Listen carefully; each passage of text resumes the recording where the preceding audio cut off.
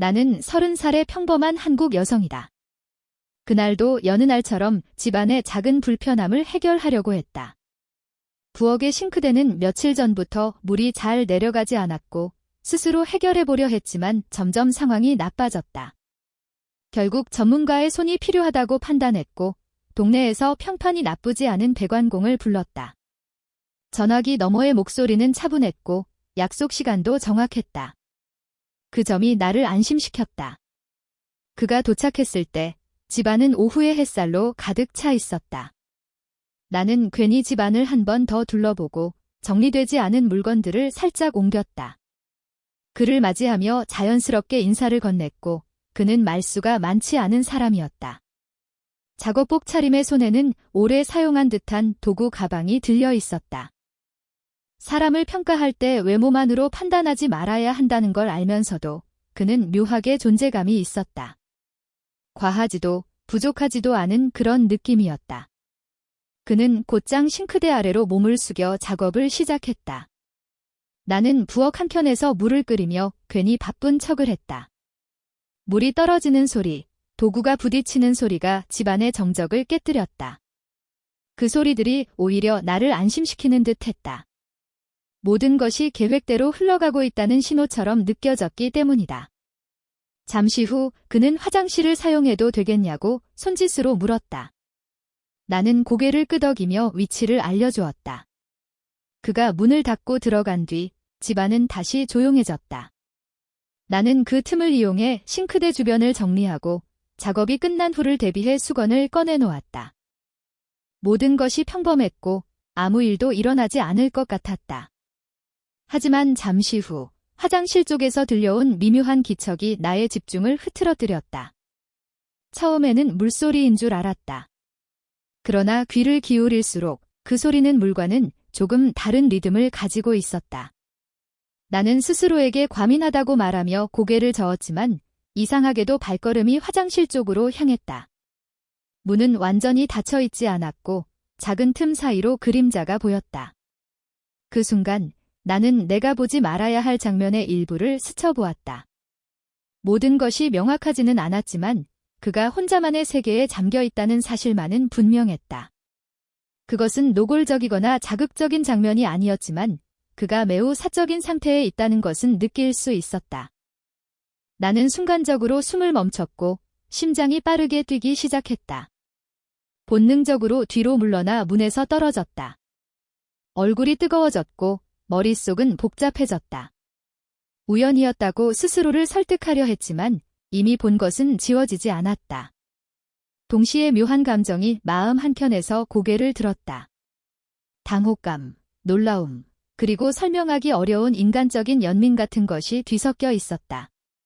나는 부엌으로 돌아와 의자에 앉았다. 손은 떨렸고 숨을 고르려고 애썼다. 이런 상황에서 어떻게 행동해야 할지 알 수 없었다. 모른 척하고 아무 일도 없었던 것처럼 넘어가는 것이 맞을까? 아니면 성숙한 어른으로서 이 어색함을 정리해야 할까? 나의 나이와 경험, 그리고 이 집의 주인이라는 위치가 머릿속에서 서로 다른 목소리로 말을 걸어왔다. 잠시 후 화장실 문이 열리는 소리가 들렸다. 나는 고개를 들지 못한 채 컵에 물을 따르는 척을 했다. 그가 다시 부엌으로 돌아와 아무 일도 없었다는 듯 작업을 재개했다. 그의 뒷모습은 아까와 다르지 않아 보였지만 나에게는 모든 것이 달라 보였다. 공기마저 조금 무거워진 것 같았다.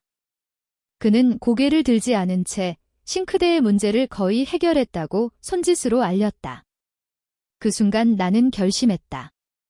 이 어색한 침묵을 그냥 흘려보내기보다는 인간적으로 정리하고 싶었다.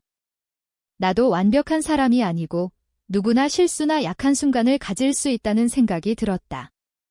그를 비난하거나 몰아붙이고 싶지 않았다. 다만 이 집안에 남은 묘한 긴장을 풀고 싶었다. 그가 도구를 정리하는 동안 나는 마음속에서 수십 번 말을 연습했다. 너무 직설적이지도 너무 빙빙 돌지도 않게. 상대를 불편하게 만들지 않으면서도 내가 느낀 혼란을 솔직하게 전할 방법을 찾고 싶었다.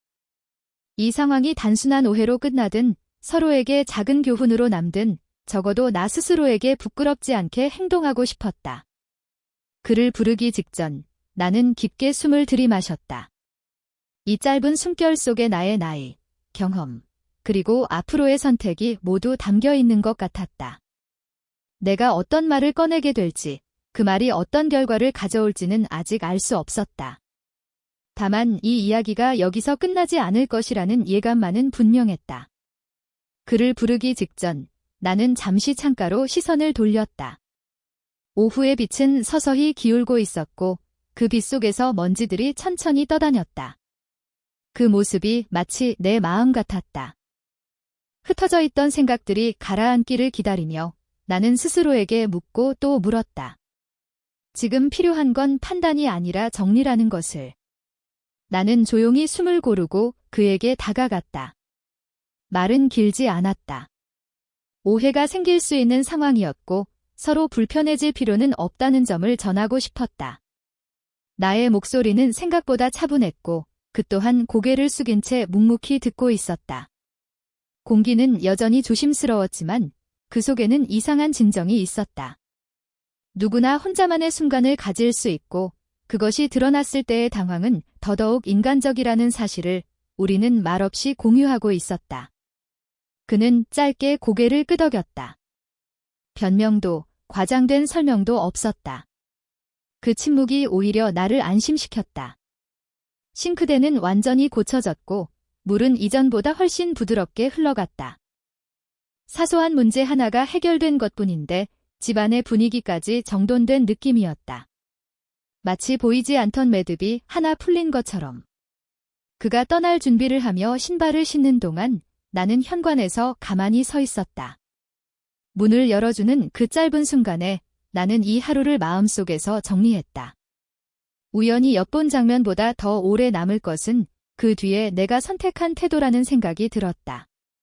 불편함을 키우지 않고 침묵으로 덮지도 않고 그렇다고 상처를 주지도 않는 선택. 그 선택이 나를 조금 더 어른으로 만들었다는 느낌이 들었다.